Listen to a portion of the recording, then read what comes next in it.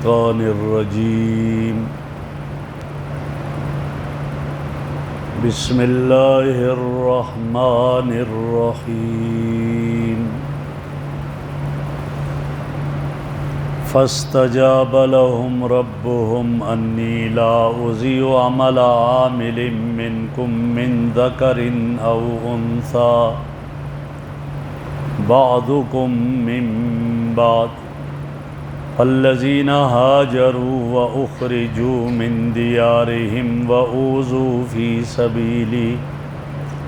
وقاتلوا وقتلوا لأكفرن عنهم سيئاتهم وَلَأُدْخِلَنَّهُمْ جَنَّاتٍ تَجْرِي مِنْ تَحْتِهَا الْأَنْهَارُ ثَوَابًا مِنْ عِنْدِ اللَّهِ وَاللَّهُ عِنْدَهُ حُسْنُ الثَّوَابِ فَاسْتَجَابَ لَهُمْ رَبُّهُمْ پس ان کی دعاؤں کو قبول کیا ان کے رب نے انی لا اضیع عمل عامل منکم کہ میں نہیں ضائع کرتا کسی عمل کرنے والے کے نیک عمل کو من ذکر او انثی چاہے وہ مرد ہو یا عورت بعضکم من بعض تم میں سے بعض سے ہیں فالذین ہاجروا واخرجوا پس وہ لوگ جنہوں نے ہجرت کی اور نکالے گئے من دیارہم اپنے گھروں سے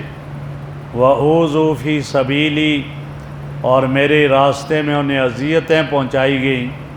وَقَاتَلُوا اور انہوں نے لڑائی کی قتال کیا وَقُتِلُوا اور شہید کر دیے گئے لَأُكَفِّرَنَّ عَنْهُمْ سَيِّئَاتِهِمْ ہم ان کی گناہوں کو جو ہے مٹا دیں گے وَلَأُدْخِلَنَّهُمْ جَنَّاتٍ تَجْرِي اور ہم انہیں داخل کریں گے ایسے باغات میں جن کے نیچے سے جاری ہوتی ہیں تجری من تحت الانہار نہریں جاری ہوتی ہیں جن کے نیچے سے ثوابا من عند اللہ یہ اللہ کی طرف سے ان کے لیے ثواب اور بدلہ ہے واللہ عندہ حسن الثواب اور اللہ کے ہاں بہترین بدلہ ہے اور بہترین جزا میرے محترم بزرگوں اور دوستو کل والے درس میں دعاؤں کا تذکرہ تھا ایمان والے اور مومن اور نیک لوگ ان کی چند دعاؤں کا تذکرہ تھا جن میں ربنا فاغفر لنا ذنوبنا اور اسی طرح باقی دعائیں تھیں تو آج اس آیت پہلی آیت میں اللہ رب العزت بتا رہے ہیں کہ ان کی ان دعاؤں کو اور ان کے اعمال صالحہ کو اللہ نے قبول کر دیا اور اللہ اس پر اجر دے گا ان کی قبولیت کی خوشخبری دے دی گئی ہے لہذا فرمایا یہ اللہ کے ہاں قبول ہیں تو فرما دیا فاستجاب لہم ربہم قبول کر دیا ان کے لیے ان کے رب نے ان کی دعاؤں کو کہ جب ان لوگوں نے غور و فکر کے نتیجے میں دعوت جو ایمان کی دعوت تھی دعوت ایمان پر لبیک کہا اللہ کا ذکر کیا اور اللہ کے سامنے گڑ گڑا کر دعائیں کی تو اللہ نے ان کی دعاؤں کو شرف قبولیت بخشا اور اللہ نے ان کی دعاؤں کو قبول کر دیا اور آگے ارشاد فرمایا انی لا اضیع عمل عامل منکم من ذکر او انثی میں تم میں سے کسی کے عمل کو ضائع نہیں کرتا نیک اعمال برے اعمال مراد نہیں ہیں جو نیک اعمال کرے گا اللہ اس کے اعمال کو ضائع نہیں کرتا ہے اور اللہ رب العزت ان کے اعمال کو قبول کرتے ہیں اور ان میں سب سے پہلا عمل فرمایا سر فہرست وہ ایمان باللہ ہے نبی اکرم صلی اللہ علیہ وسلم تشریف فرما ہیں اور آپ سے یہ سوال کیا گیا ای الاعمال افضل اے اللہ کے رسول اعمال میں سب سے افضل عمل کون سا ہے تو آپ نے فرمایا الایمان باللہ سر فہرست سب سے افضل عمل ایمان باللہ اللہ پر ایمان لانا ہے اور اس کے بعد آگے فرمایا نماز ہے جہاد ہے والدین کی خدمت کرنا باقی اعمال اللہ کے ہاں بڑے محبوب اور پسندیدہ ہیں تو فرمایا جو بھی کوئی عمل کرتا ہے نیک عمل اس کے عمل کو ہم ضائع نہیں کرتے ہم اس کا بدلہ دیتے ہیں کیوں؟ ہم نے اپنے پاس لکھ رکھا ہے من ذکرن او انسا، چاہے وہ مرد عمل کرے چاہے وہ عورت نیک عمل کرے، سب کو ان کا بدلہ ملے گا۔ مرد اور عورتیں،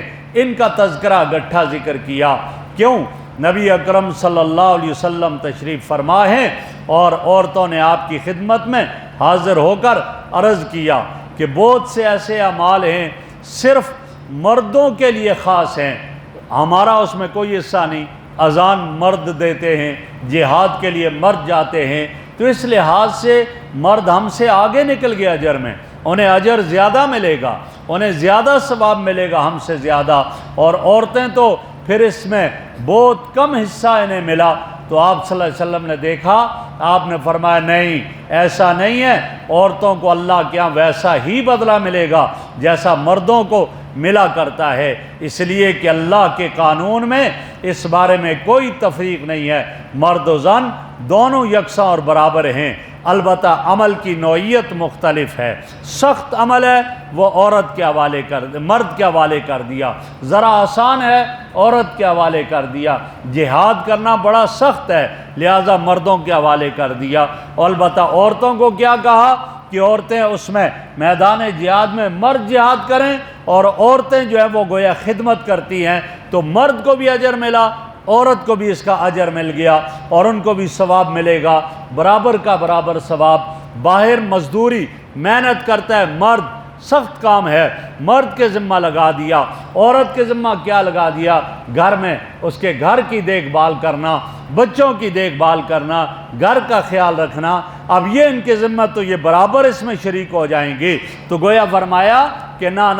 انہیں برابر اجر ملتا ہے، ہاں اتنا ہے ضرور کہ ذمہ داریوں کی نوعیت الگ الگ ہے، مرد کی ذمہ داریوں کا دائرہ کار اور ہے، عورت کی ذمہ داریوں کا دائرہ کار اور ہے، ورنہ اجر میں یہ برابر کے برابر ملیں گے۔ اور اس کے بارے میں آتا ہے کہ یہ آیت بھی اتری کب کہ جب حضرت ام سلمہ رضی اللہ تعالی عنہا نے عرض کیا یا رسول اللہ، ہاں انی لا اسمع ذکر النساء فی الحجرۃ بشیء، میں عورتوں کا تذکرہ ہجرت میں نہیں سن رہی ہوں، ہجرت میں مردوں ہی کا تذکرہ آ رہا ہے، تو اس پر یہ آیت اتری فالذین ہاجروا میں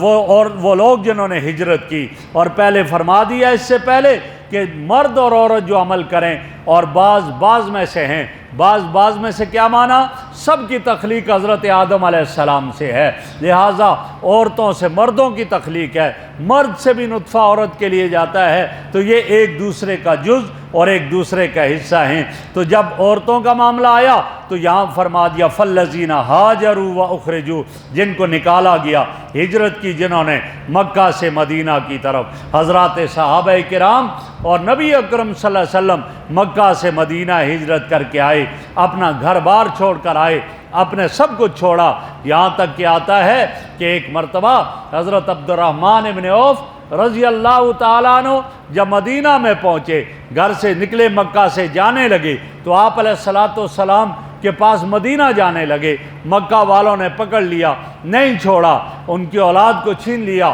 مال و دولت کو چھین لیا، آقا کی خدمت میں مدینہ پہنچے، آگے عبد الرحمن، ہاں اللہ کے نبی آ گیا، سب کچھ لوٹا کر آیا، فرمایا ایمان بچا کر آئے ہو تو سب کچھ بچا کر آگے۔ حضرت صہیب رومی رضی اللہ تعالیٰ عنہ مکہ سے ہجرت کرنے لگے مدینہ، آگے رشتہ دار پکڑ لیا، اولاد چھین لی، نہیں ہم نہیں جانے دیں گے، بیوی کو چھین لیا، ہم نہیں جانے دیں گے۔ جب یہ ہوا فرمایا بھائی آپ مجھے چھوڑ دو، اور میری دولت ایک جگہ میں نے زمین میں دفن کی ہے، وہ تمہیں بتاتا ہوں، وہ لے لو اور مجھے چھوڑ دو۔ اپنی دولت ساری دے دی، اولاد اور بیوی کو لے کر مکہ مکرمہ پہنچ گئے۔ یہ ہجرت تھی۔ ہجرت کیوں ہے؟ جہاں پر دین پر عمل کرنا نہ دیا جائے، دین پر چلنے نہ دیا جائے، وہاں سے ہجرت ہوتی ہے۔ اور ہجرت کا اجر کیا ہے؟ نبی اکرم صلی اللہ علیہ وسلم نے ارشاد فرمایا الہجرت تہدم ما کان قبلہا، ہجرت سے پہلے جو گناہ ہوئے ہیں،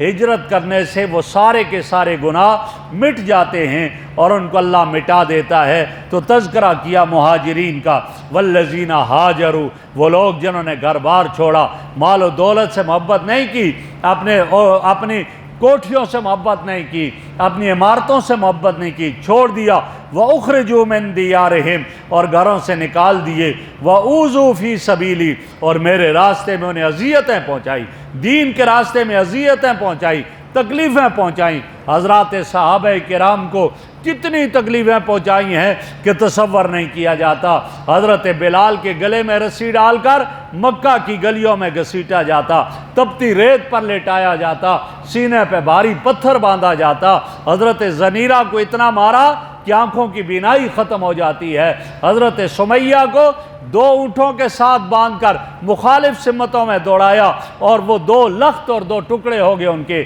حضرت نہدیہ کی کھال اتاری گئی، حضرت لبینہ کی چمڑی ادھیر دی گئی۔ یہ کیفیات حضرات صحابہ کرام کے ساتھ ہوئی۔ اللہ فرماتے ہیں اوذوا فی سبیلی، میرے راستے میں، میرے دین میں انہیں اذیتیں پہنچائیں۔ وقاتلوا، اور کفار سے لڑتے رہے، بدر کا مارکا، احد کا مارکا، خندق کا مارکا، لڑے کافروں سے۔ وقتلوا، اور قتل کیے گئے، شہید کر دیے گئے۔ ہاں احد میں کتنے صحابہ شہید ہوئے، اور کئی مقامات پر شہید ہوئے، شہادت کا جام نوش کیا۔ یہ سب کچھ ہوا۔ اللہ فرما رہے ہیں بدلہ کیا میں دوں گا؟ میں تو قدردان ذات ہوں، جو میرے لیے اتنی قربانی کرے تو میں بدلہ بھی دینے والی ذات ہوں۔ بدلہ کیا ہے؟ لَأُكَفِّرَنَّ عَنْهُمْ سَيِّئَاتِهِمْ، میں ان کے گناہوں کو مٹا دوں گا، ان کی معصیات کو مٹا دوں گا، گناہ مٹ جائیں گے۔ اس لیے فرمایا الاسلام یہدم ما کان قبلہ،